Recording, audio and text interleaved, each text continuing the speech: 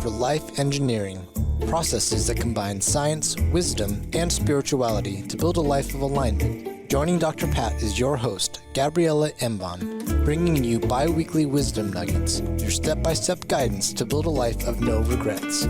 Stay tuned as they uncover powerful processes for you to realize your true potential.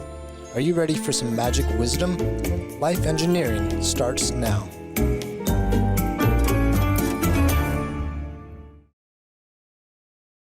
We have got a fabulous show. We're going to get right at it because this is one of these things that it just hangs around. And it's the miracle approach to perfectionism, and the fear of failure. This is one of the topics that Gabriela brings to us each and every episode, uplifting, inspiring, but also helping us deal with things that show up in everyday life. Gabriela, this is one of them, isn't it? Absolutely.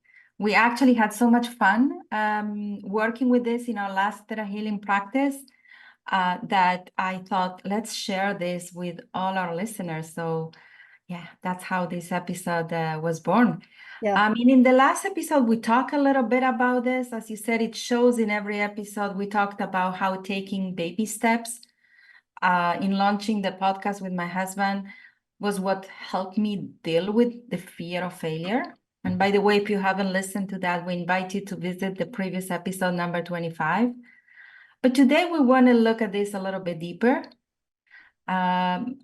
Previously, we have referred to failure as failure is not lack of success, but it's more avoidance. Failure is avoidance. So if it didn't work, doesn't mean I fail.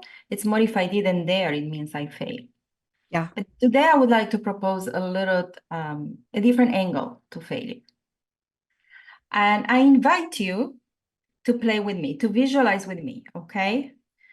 So if you knew that to learn a task, I wouldn't even say master it, just to learn it and be able to do it, it would take you, let's say, 50 attempts.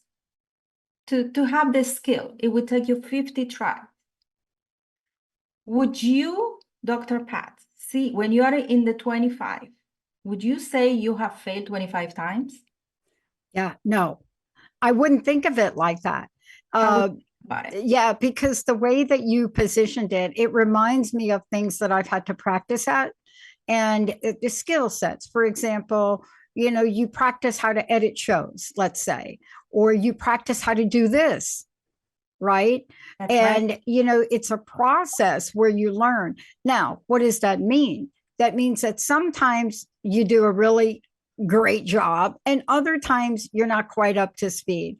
But I haven't looked at it through the lens of failure. However, there have been other things in my life that I have looked through through the lens of failure. Would you like to share? Well, yes. And, part of that is when I go way, way back. And now that when you're in the moment of it, look, here, you and I are here today. We've learned a few things, but if you actually go back to those moments, I'll tell you what it is. When I lost my job after 24 and a half years, I got accepted to Columbia and I was encouraged to go to doctoral programs. And I applied to something like 35 programs, rejected by all of them except one.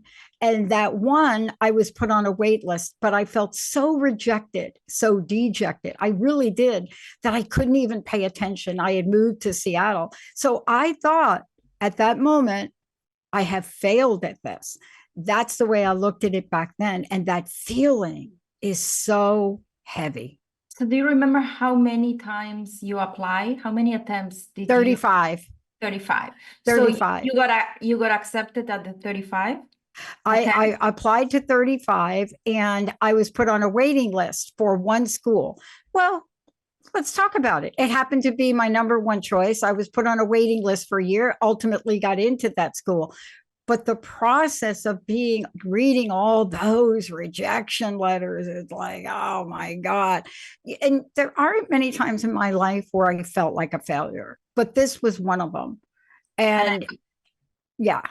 I can totally relate to that. Yeah. But if we were to, I can totally relate to that. If we were to look at this as I need to apply, if you knew in advance, Yes. before you started, Yes. beforehand, you knew that it will require from you to apply 35, 36 times before you get accepted. Then when you are in the 30, right, you wouldn't see that as I have failed 30 times or I've been rejected 30 times. Yeah. You would say, oh, I'm on my way. This is so much progress. I'm almost there. I have made, right, this amount of progress and I'm almost there. Yeah. Yeah. And that is the way we have to look at these things, because it's not about an end game. It's really about the steps and journey we take. Had I not done that, had I not taken the path, had I not dialed the wrong phone number, had I not been lost and depressed at the time I did that, I wouldn't be here. And I think the one thing that you're talking about, can we see it as progress? That's right. The invitation here is to say, okay, for the most part, we don't know how many attempts it will take us to master a skill, to get admitted to find a job, to get admitted to a school, Yeah. whatever the goal is. But if we knew in advance how many attempts it would require, then it would be very easy for us not to see, right, the lack of success along the path as a failure. We will see it, okay, I'm halfway there. I have made progress 50%, right? But because we don't know how long it's going to take us, we don't know how many attempts. Our expectation is, if I don't know, it should be immediately. It should be right now. And then every time it doesn't work, or we get a rejection letter, or the unfortunately, right? Yeah. Starting the letter, then we see it as failure. But is it really failure, or is it just progress? So our ego will look at that as failure, because our ego expects to get results right away. Yeah. But our soul will look at this as progress. I have made, or it's like, look, this is like when you're driving. If you know it will take you an hour to arrive to your destination, when you are half hour into the road, you don't see that as failure. You go, how come I haven't gone there yet? No, I'm halfway through. I have made progress. But that is easy to do because we know how long it's going to take us and we have a map. Unfortunately, in life, we don't have that map and we don't know how long it's going to take us. And I guess there's a reason for that. It's for us to learn, to truly learn to embrace the journey, right? To truly, like you said, it's about the path. Embrace the journey, because it's where the growth happens. It's where the magic happens. Yeah. That progress that you talked about. Mhm. It's what allows us for a few things. One is to embody the end goal, right? As I am approaching that end goal, which I don't know how long it's going to take, I am embodying that end goal. Like as you are going through a pregnancy, you are embodying what it is to be a mother, especially if it's the first time, right? So that's number one. But also that progress allows us to learn, to clarify sometimes more, do I truly want to go there? Maybe I want to change my destination. Maybe that's not my end goal anymore. And also to course correct. It's like a video game. There are, challenges along the road that are not a stop sign, are for me, for the Pac-Man to eat that and become bigger and stronger, right? So there's so much magic in that progress, and that progress beyond everything, it's the remedy. It's the remedy when we focus on the programs, when we fall in love with the progress, even if we don't see it, we only see that it didn't work. When we look at the path and we make it the end goal, the path is the goal, then that's the remedy for perfectionism. Yeah. And let's talk about perfectionism for a minute. Perfectionism is one of these man-made terms. And I say man by mankind is what I refer to. But we as people on the planet, we make things up. We make up constructs and ideas. And perfectionism is one that we made up. Time is another one we've made up. The meaning of time and the limitation of time and not the abundance of time. So perfectionism is one of these things we've made up, and yet it sounds like it has now become our own prison. Oh, I love how you describe our own prison. Absolutely. It's a coping mechanism of the mind, as we said. We definitely want to look deeper into when was that pattern of having to be perfect created. Does it come from my childhood? Did my parents expect me to be perfect? Sorry. So we want to look into that, but we can also change, as you said, the perception of perfectionism.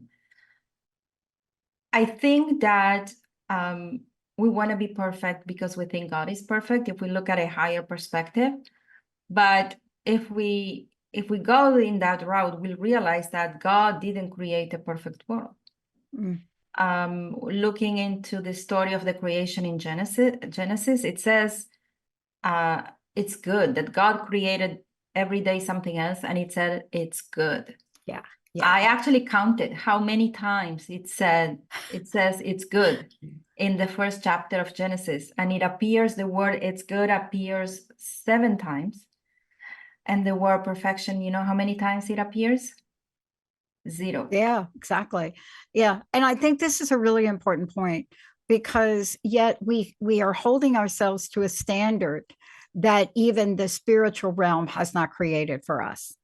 I mean, it is very clear. It doesn't matter who you follow. It doesn't matter what deity it is you follow. The perfectionism doesn't show up in them. As a matter of fact, when we read about the stories, and it doesn't matter whether you're looking at Baha'i or you're looking at Christianity or Catholicism or Buddhism, or whether it's part of the Islamic world, it doesn't matter. We don't hear stories of perfection. We hear stories of, I screwed up, let me show you how I fixed it. Right? Something like that. Yeah. It's so powerful to realize that, like you said, it's a man creation, and it's understanding the difference between good versus perfect. Like you said, perfect is a need of the mind. It's our own creation. Good is divine energy. It's goodness, right? What a beautiful word, goodness. Just feel the energy of that word. It's the nature, it's divine energy, and it's the nature of goodness. That's what good is. Now, perfect is completely in need of our ego, of our mind. And basically, it also means there's nothing to change, not improve. If it's perfect, I can't add anything to it, right? It's a final product. So there's nothing to change. Of course, it's made by the mind. The mind doesn't like change, right? Now we start, okay, this actually makes sense. And it's boring, right? It's boring. So, but at the same time, right, the subconscious mind that is connected to your higher self, to your soul, says, okay, if it's perfect, then what's next? Now what? How do I continue growing and expanding from here? Because that's what your soul needs for you to grow and expand. So it's important to really understand the difference between the two of them, and realize that God didn't create a perfect world. And of course, we're part of the creation, so we're not perfect either.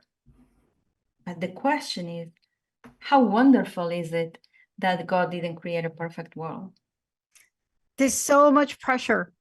There's so much pressure under it. And let's just talk about it from how we use it for a minute.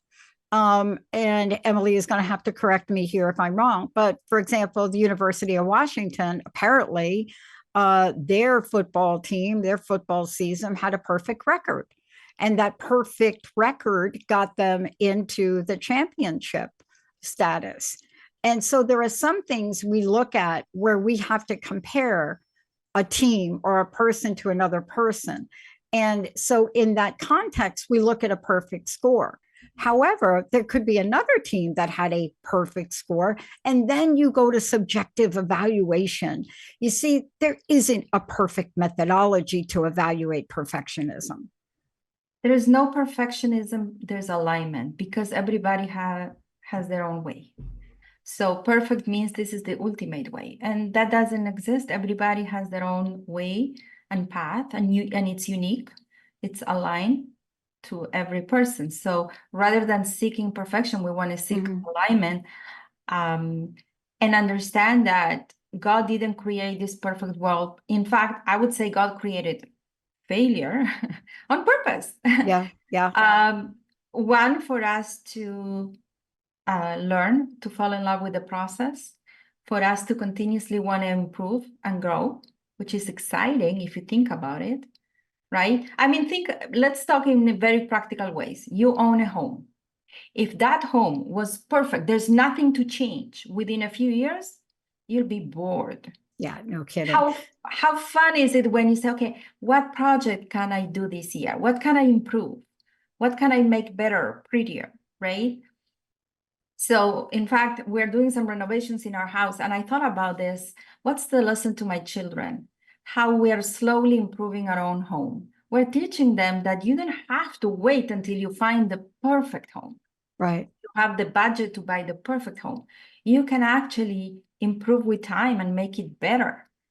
And I'm teaching them what it takes, a very important life lesson, right? It's not just for the house, it's for everything, for ourselves as well.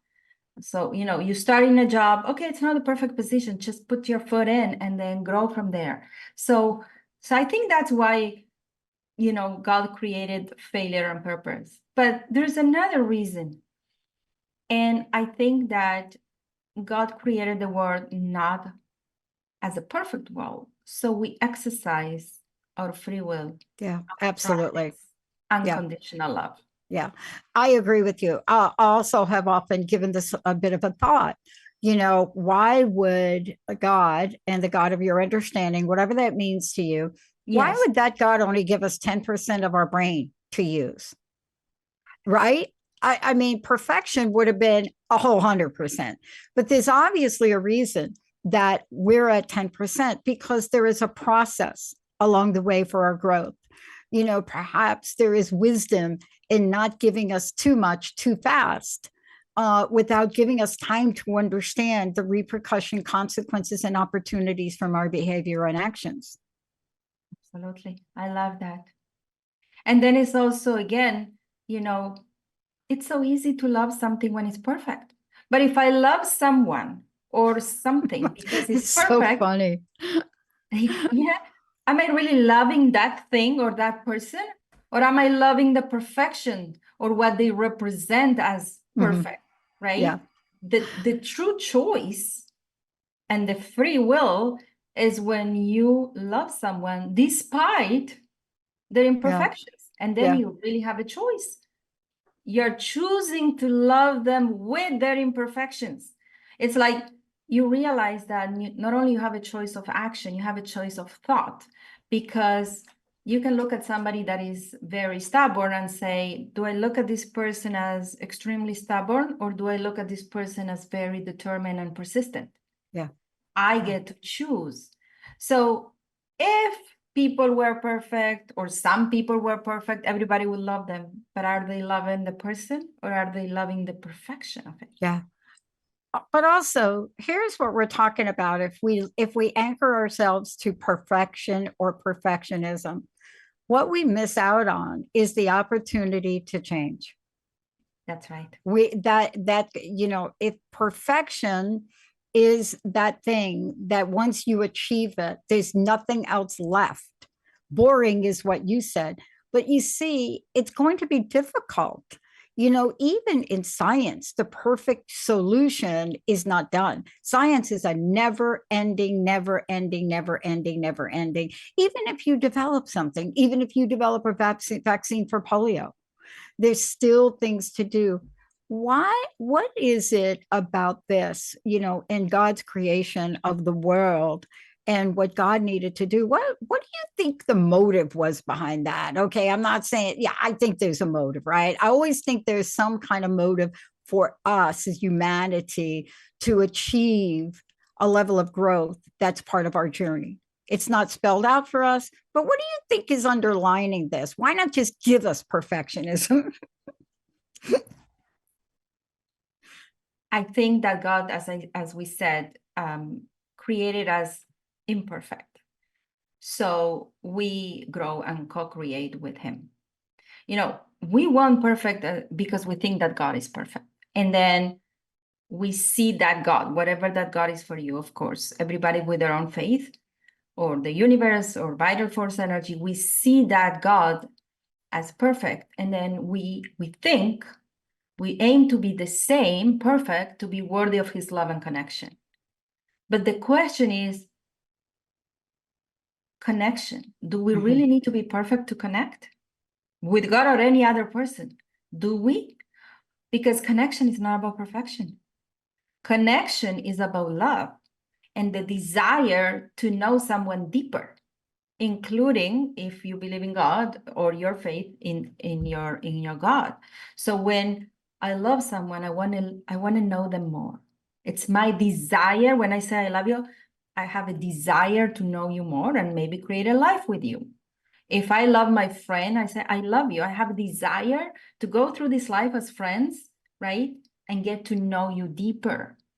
So when we say I want to connect with God, well, all you need is just love. You don't need to be perfect. There is no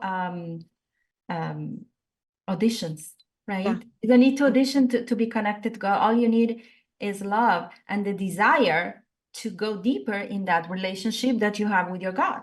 There are no auditions for that. And if we knew there are no auditions, then we wouldn't be so stressed about our performance and having to be perfect. When we start to think about the performance factor of perfectionism, it is a thankless, never-ending journey to nowhere. And the reason I say that is, you know, and I know the journey to perfectionism is so elusive. It's this thing we make up in my mind, right? You make something up and you say, if I got here, that would be perfect, right? You write the language. If I get to here, that would be perfect. Then you get there and you're like, oh, no, wait a minute. Oh, it's not quite here. I need to now get to there, right? Because this is our nature, and our nature is not perfectionism. It's that divine evolutionary process to continue to grow, isn't it? Absolutely. Look, here's what I believe. We receive gifts to impact this world, okay? We all come with gifts. I was having this conversation with my middle son yesterday. His gifts were very clear when he became 3. It was very obvious. I said, how would we know this is a gift you received? Because you had it at a higher dose than others. It was his artistic abilities. You could draw, not like a 3-year-old. No, I'm not saying other kids couldn't draw, but you had something that was above. So that was a gift that was given to you. Now, we don't need to be perfect to have permission to use our gifts, because our gifts and to use them to impact the world is not about perfection. They don't need to be perfect. It's just about evoking what is to impact the world. Do you need to be perfect to impact the world? Absolutely not. What do you need to do? You need to evoke a feeling using your gifts. So an artist will evoke the feeling of his art, whatever it makes people feel. It doesn't have to be perfect. It has to evoke a feeling. A contractor will build a house and evoke a feeling of safety for someone, or harmony. A designer will evoke the feeling of beauty and so on. A baker will evoke the feeling of, I don't know, home when you eat his bread, or comfort. So it doesn't require perfection. It simply requires that we give ourselves permission, or we devote ourselves to discovering our gifts. If we don't remember, if we haven't uncovered them yet, some people, it's obvious for them, but not for everybody from the beginning, to discover our gifts. And once we do, to commit to use those gifts to serve and create goodness, not perfection, goodness. And to our best abilities, while continuously talking about progress, continuously improve ourselves and our craft. That's what it is. That's the gift we were given. That's the miracle of what we were given. That's the miracle of the creation. Yes. And that's what's so important about what you're talking about today. Striving for something that we were never meant to achieve is very painful. And perfectionism is that. It's also about you. It means that it's all about you. It is. But you and I both know, even in even the most in-depth science, there's a margin of error. I don't care who you go to, what research facility, I don't care what drug you're creating, what herbal remedy, there is always a margin of error. Now, we don't read that fine print, but there's always a caveat that says within a plus or minus 1%, da, da, da, da, da, da, da. And there's always a side effect. So it's nothing is perfect. That's right. Right? Yes. And the side effect of accepting failure as a thing, that could be devastating. Absolutely. Nothing is perfect. Even with the best intentions. The things are good. You can have a medication that it's good, but it's not perfect. That's why it has side effects. Mm-hmm. And the invitation for our listeners is to look at failure, not as failure, but as progress, right? To know that you are somewhere along that path that you don't know how long it's going to take, but it doesn't really matter. If you fall in love with the journey, sometimes people don't want the journey to end. Yeah. Imagine you're flying in first class. You go, I don't need the plane to arrive to its destination. This is fun. I know. Right? So if you fall in love with the journey, you'll be less attached when you arrive to your destination, or when are you going to see results? Yeah. And the idea is to understand that you and all of us, we have permission to walk in this earth without being perfect. Thank you. And we deserve to be loved without being perfect. Just doing our best and growing and improving, that's enough. That's the big game changer. Gabrielle, thank you so much. Please tell people how they can find out more about you, Gabriela, if you don't mind. Let's connect. First of all, can we invite everybody to subscribe to this podcast where you are listening, YouTube, or if you are listening the audio, please subscribe. It helps. And share it with others. And if you want to connect with us, we are at coachingacademy.net. And for those of you out there, please think about what Gabriela has said, because there are so many gold nuggets in the journey. And if you can let go for a minute of a definitive, concrete outcome that would describe perfectionism for you, try to substitute it with progress. Thank you, Gabriela. Thank you so much for everything. Thank you, Dr. Pat. Can I add one more tip? Sure. I said those words on Monday morning at the coaching class. I said, just a quick tip. If you feel insecure, jealous, like an imposter, or any other of unpleasant feeling about your craft, that's a sign that you're not taking enough action. When you're on the go, on the move, you won't compare yourself with others, and you won't care you're not perfect. Love it. Gabriela, thank you so much. Everybody, we're going to take a short break. Remember this, as a sidebar to all of this, you're enough. We'll see you in a few minutes. You have been listening to Life Engineering, processes that combine science, wisdom, and spirituality to create a life of alignment on TransformationTalkRadio.com. Join host Gabriela Embon and Dr. Pat every first and third Tuesday at 11 a.m. Pacific for bi-weekly wisdom nuggets on how to create your perfect synergy between your mind, body, and spirit in order to realize your true potential. For more information, visit Gabriela at coachingacademy.net.